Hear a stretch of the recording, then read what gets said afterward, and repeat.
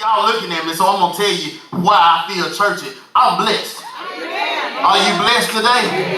Let me tell you something. Not only I'm blessed because I made the wake-up list. I made the list that I was in my right mind. Now I can go further than that. Not only that, this morning when I looked over, my wife was walking, doing very well. Y'all waiting on the wow factor, but watch this. I see that I done made it all the way into July in 2019. If you ain't got nothing to shout about, that's your point right there to shout. Look at this. This morning I woke up in a whole nother state.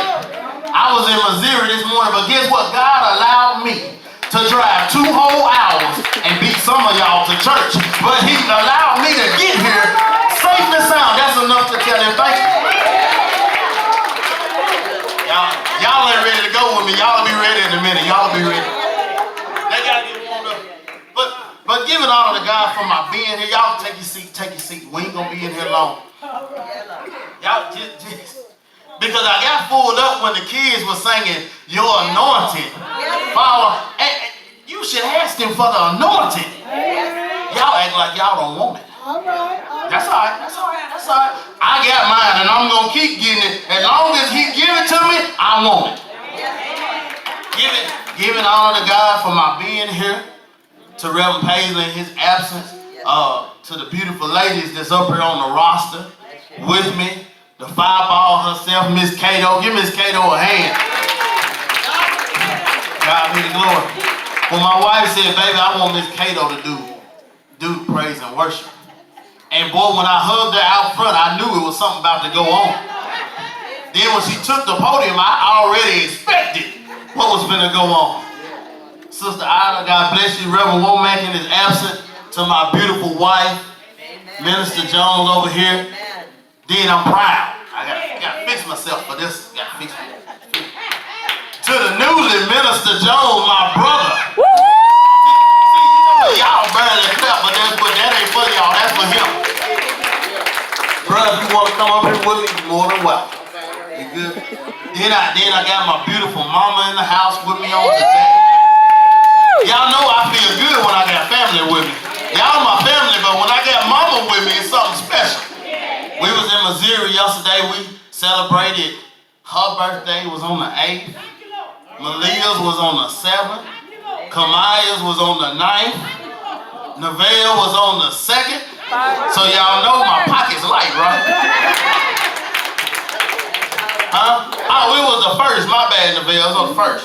Now my pockets got to get even light because I got to redo that. But it was good. My brother and sister-in-law came up. My dad didn't make it with us yesterday. But I finally got my mama to go out of town. She went to Missouri, convinced her to stay with us out of town. And I believe she had a good time. Vic fed her lunch. We went to Lambert's and you know they throw the rolls. Sometimes it's good somebody throw something to you every now and then. Y'all ain't ready for that. Y'all ain't ready for that. But they were throwing the rolls to mama. Mama was like, I just don't want these folks throwing my food. I said, Mama, it's all right, it's fun, but I knew if Vic came with me and Vic gonna clown anyway. So we up there, high roll. Some of y'all really, I said that to say this. Some of y'all need to be saying, God, high blessing, God. Give me a high. Y'all ain't ready. Y'all just, that's going straight over y'all head. Look, some of y'all ain't moved yet. Reach up and tell God, high blessing, Jesus, high blessing. Give it to me, God. See, y'all still looking. Tell him, high blessing, God. I'm finna move. That ain't even dealing with nothing I gotta say. God gave it to me. Some of y'all need to reach up and get what you want. That ain't got nothing to do with my sermon. Let me get it. I'm telling you, I feel good today.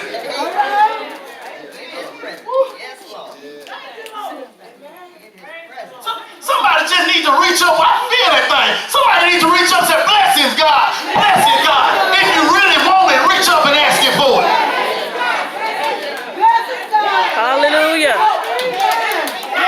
Some of y'all act like y'all waiting on me to say Simon Says. Reach up and get your blessing.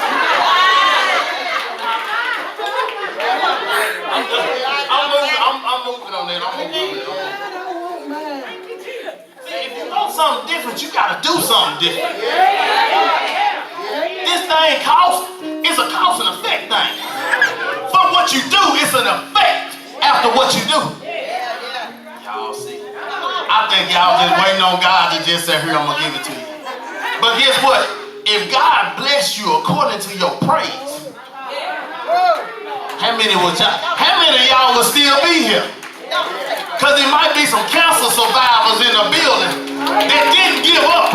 And some sugar diabetes people in the house that didn't give up. And some high blood pressure in the house that didn't, y'all. That ain't got nothing to do with y'all, son. That ain't got nothing to do with my son.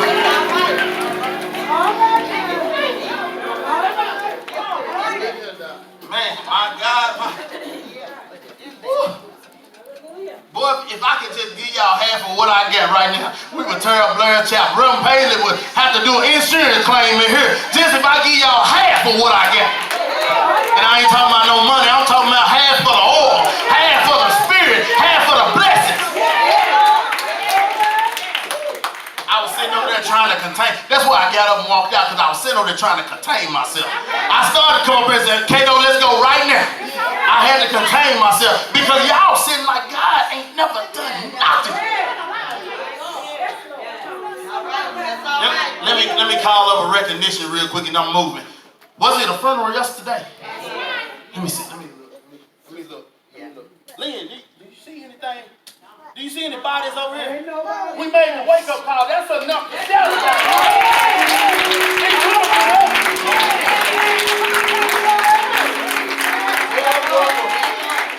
Y'all gonna get churchy. I ain't trying to pump and prime y'all, believe it or not. I'm just trying to express myself. Because once I take off, I'm telling you, I'm going up high and I'm gonna go on and fly this thing on through because it's been too good to me. I'm sorry, I can't wait on y'all to get what y'all want because God has still been too good to me. Tell you, yeah, fly. Hey, that's what Kevin Hart said. Fly with me, baby. Fly with me. I want y'all to fly with me on the day. Isaiah 41. All right now. Come on. We're going to go Isaiah 41 and 10. Yeah. Giving honor to my sister. Yeah. Because Lord knows if I don't give honor to her, Come on. I'm going to have to ask some of y'all, can I eat on y'all at y'all house on some Sunday? Because she be getting on to me. You don't never say nothing about me. I'm your ride or die. I love my family, man. I love my family. That's the most important thing under God to me. You can work all day and you can stress all day, but guess what? My family is what makes me feel good. I said under God now. See, y'all my family too, so sometimes I come in on Sunday mornings, I don't feel good. But I see some of them smiles and say, hey, Brother Jones, how you doing? And then Quick come in with her little jazz and attitude to me. That's just the way we do things. Y'all got it with me. Isaiah 41 and 10. Now I look at this thing. The church is the hospital, right? Right? So today I'm going to try to write a prescription that may help y'all out today. All right? 41 and 10 says, fear not, for I am with you. Be not dismayed, for I am your God. I will strengthen you. Yes, I will help you. I will uplift you with my righteous right hand. 11 says, behold, all those who were incensed against you shall be ashamed and disgraced. They shall be as nothing, and those who strive with you shall perish. 12 says, you shall seek them and not find them. Those who contended with you, those who war against you, shall be as nothing, as a non-existent thing. 13 says in the last verse, for I am the Lord, your God.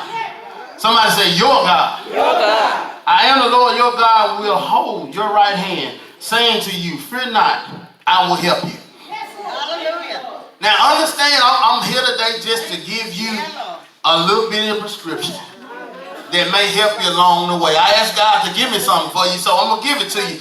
And my title, if I had to tag this on today, my prescription to you, don't worry, be happy.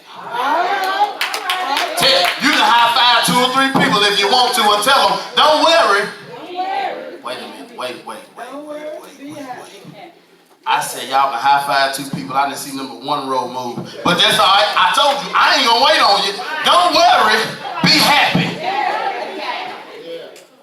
That's one of them things that's easier said than done. I can tell you all day, baby, don't worry about that. But it don't hurt until it hit home. Alright? So don't worry, be happy. I understand, I know that some of us want that mansion on the hill. That 5-bedroom downstairs, that 4-bedroom upstairs, the 5 bathrooms up top and 2 down low for the guests, and that new 2019 that just come out. I know we want that, but baby, guess what? That little 3-bedroom that you living in, don't worry. You just need to be happy. Y'all gonna get that in a minute. I know y'all might have a whole bunch of money in the bank. Not me. I know y'all got it all together. I know that y'all can give me a $100 bill at demand when I ask for it. But guess what? Keep paying your bills. Keep paying your tithes. Don't worry about that increase because it's coming. Don't worry. Be happy. Don't worry, be happy. I know some of us feel like everybody that don't even think about coming to church is getting more blessed than we get. I see it just about every Sunday. I see people riding their 4-wheelers, people riding their tractors, people in the field, and they got more, look like they got more money, but they got more problems too. But I tell myself, Mike, don't worry, be happy. Because guess what? Them people that ain't giving God nothing at the end, that's where the problem gonna take place. They might not have no worries down here, but don't worry, be happy. I did a little research. Y'all, I know I got some older people in here, and I got some younger folk. And the young folk probably don't know nothing about this song. But 1988 came out with a worldwide hit. That was the #1 on the hot top chart, entitled, Don't Worry, Be Happy. Some of y'all probably were listening to that last week on the 4th of July. But that's fine, that's fine. Don't worry, be happy. That song was wrote by Mr. Bobby McFerrin. But I listened to that song. And that song that was in 1988 still applies to 2019. Amen. Do I got any witnesses in this house? I took some pleasure, because I ain't gonna sing it to y'all. But I Google, you know, Google is a powerful thing now. You can learn anything on anybody. But I looked at the songs and he started off, he was so smooth, he said, here's a little song I wrote. Then he gonna tell you, be arrogant. You might want to sing it note for note. Yeah. Don't worry, be happy. Then it went on down in the song and he said, ain't got no place to lay my head. Somebody came and took my bed. Don't worry, be happy. Then he even came on and said, the landlord say your rent is late. How many of y'all, don't put your hand up. Somebody got their rent late right now. But guess what? He said your rent is late and he may have to litigate. But guess what? Don't worry. Be happy. Y'all with me now. Y'all woke now. Then he even said, here I got my phone number.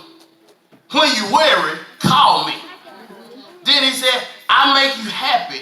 Don't worry. Be happy. Let me give y'all a good little phone number to keep. And trust and believe it ain't mine. The number is simply 1, 1, and 1. You can dial that number any day, anytime in the morning. You ain't got to pay extension calls or nothing. And you can talk to the man because he said, I gave you my number in the phone, but he gave you my number. And you got to call God when you need him. When you start worrying, he said, call me. He was saying in his, he was saying, call him for worrying. But God said, sometimes, Mike, the people need to call me. Don't call Sister Cleo. Don't call me. I can't give you nothing but what I think I know. You know, some married folk don't call the single folk. Some single folk don't call the married folk. Don't worry. Be happy. See, because I'm going to throw this in for you. Every advice ain't good advice. Everybody. Jordan got a song. He said, everybody that smile in your face is not your friend. Then if you go see him in concert, he said, everybody that sleep in your bed. Y'all missed that too. Y'all got some folks that's in your bed, sleeping in your bed, day in and day out, that don't mean no good to you. worry who to go to and who not. But first thing you need to do is go to God. I'm just crazy enough to believe that God will send the right person in your place. If you go looking, you're going to find the wrong thing. If you go looking, you might pick up the wrong person. So don't worry. Be happy. Then he even said, I ain't got no cash. I ain't got no style. I know he wasn't talking about me. Because your boy got swag. You hear me? Your boy got style. I know he wasn't talking about me. That's just a little joke. Don't take that to heart. No. But understand something. He said, I ain't got no cash. I ain't got no style. I ain't got no gal to make smile. Don't worry. Be happy. So I looked at the video on YouTube. And it talked about when he was singing this song, it showed how a man was stressing. He was stressing and he was burning down because as the song said, he ain't got no money. He was at the edge, about ready to jump. Some of us in here may not be on that physical edge. I'm going to step on some rolls now. Some of us in here may not be on that physical edge, but some of us in here are about ready to jump and give up. I'm going to tell you today, don't give up, don't quit, don't worry, be happy. Y'all with me? See, let me tell you, let me be a little transparent. Let me be a little transparent for you. When me and my wife, shortly after we got married, a couple of years after we got married, we started hitting a little financial turbulence. My wife don't work. My wife, we've been blessed that my wife had not worked since we have been married. That's not bragging, that's blessed. Okay? Understand sometimes got rough. And a lot of times, I want to help y'all. A lot of times we come home. I come home. I'm going to say, I ain't going to say we. I come home a lot of times from work disgusted. Mad. Because I didn't have what I was used single man, no kids. I was used to having money at the drop of a hat. But when I had a family, I had to change my process. Some of y'all need to change that process. So when I kept going home and I was mad, she said, baby, why you mad all the time? You come in and you got an ill mood. The kids even see it. I said, baby, I don't even see it. I'm focused. I didn't see it because I was too busy worrying. See, before I get a word to you, it's got to convict me first. So as I began to worry, and I kept worrying, and one day she sat me down. We had these twin recliners. We sat down, and she grabbed my hand. She said, Mike, let me tell you something. She said, the bill's paid, right? I said, yeah. She said, baby, if we don't have a lot of money in your pocket, we got a roof over our head. The light's still on. What you worrying for? You know, I'm hard-headed. I didn't take it at that point. But what really touched base with me, she sat down, she held my hand, she said, baby, let me tell you something. If you broke, I'm broke. She said, if you broke, I'm broke. That means we rocking together. So if I go down, she gonna go down with me, holding it together, we can swim back to the top. But she said, Mike, don't worry, just be happy. Then I started just being happy, started doing better, paying my tithes. Cause look, I wasn't always paying my tithes. I ain't gonna stand up here like I got it all together, don't. But when I started investing in God, he started investing in me. When I started paying my tithes to God, he said, okay, I'm going to give you a little bit more. See, when I stopped worrying about things, things just started working itself out. Understand something, when you start worrying, you take God out the equation and you start trying to fix it yourself. Let me tell you something, when you start worrying, you put God behind you and you step in the front and mess things up. How you know? I done it. So understand one thing. Understand one thing. That word worrying, I looked it up, and the word worrying, it simply means to separate your thoughts. Your mind going here. When I was worried about things, I was thinking about, okay, if I sell this, I can get that. Okay, I need that money. I need to pay this bill coming up. And before I knew it, I was hurting the people that love me. Worrying got some effects now. Understand something. Worrying really got some effects. Can I tell you a few effects that worrying got? But before I tell you something, understand one thing. If you pray, don't worry. Amen. Let me flip it for you. If you're going to worry, you don't need to be down here praying. Because guess what? If you go down to the altar and you worried about something, and you pray to God and you speak in tongues and you roll all over the floor, and just as soon as you get up after everybody done prayed over and you pick that thing right up and take it with you, that rolling on the floor, you wasn't doing nothing but showing. I ain't got no rollers on the floor in here, but that's all right. You got to understand when you bring it to the altar, leave it at the altar. Amen. How can God fix it and you took it back? I heard God tell me just clear as day. He said, Mike, how can I fix your problems when every time you said, God, fix this for me, and I try to find an avenue to fix it myself? He said, guess what I'm going to do? I'm just going to stand back. Because while you worrying about it, I already done fixed it. You trying to fix stuff that you ain't got no power, no source or whatever to try to fix. So what I had to do, I had to change my mind. Change my concept. So understand, a couple of things that I found out that worrying will really give you. Can I give it to you? Number one, depression.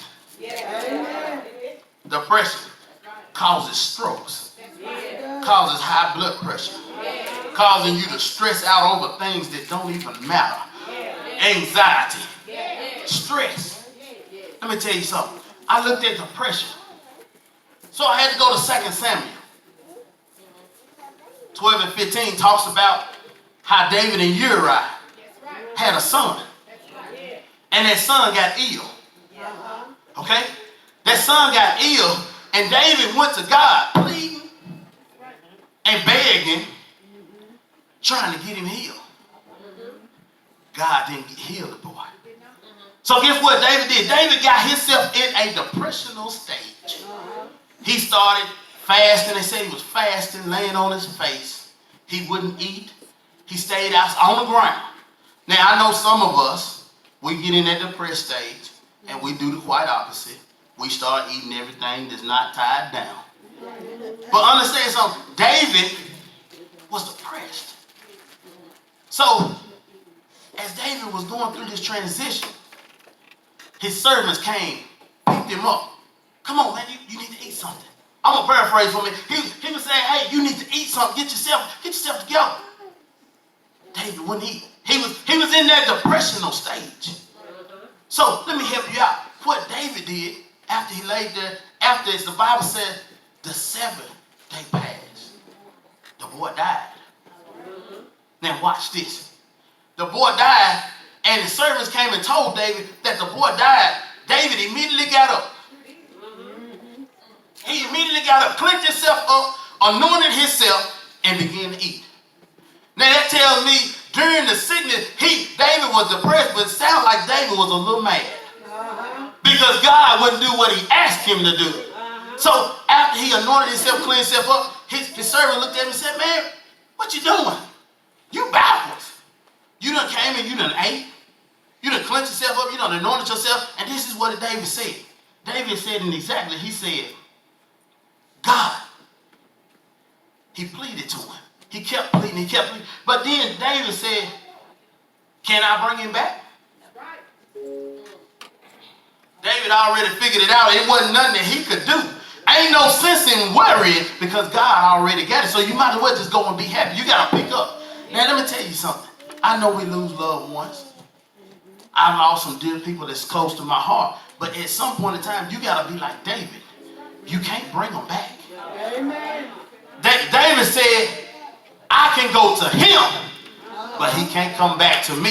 They're saying, guess what? One day we'll meet together. Y'all ain't gonna get it. That's all right. One day y'all will meet together. But by me down here throwing my little pity party, my little hissy fit, ain't gonna bring him back. Amen. Some of us are dealing with too much depression. If it's loved ones, baby, I'm gonna tell you something. I know it's hard. I can't tell you how I feel to lose a mama or a daddy because I'm blessed to have mine. But I'm telling you what God said. Don't worry. You need to start being happy. Because one day you'll meet on the other side if you live right. Yes, you live right. All right? Amen. Let's go. I ain't going to stay on it long. I ain't going to stay. Second thing is stop acting in fear. That's it. First Chronicles talks about how David told Solomon to be strong and courageous in his acts. He said, do not fear or to be dismayed, for the Lord is with you. Y'all got to understand.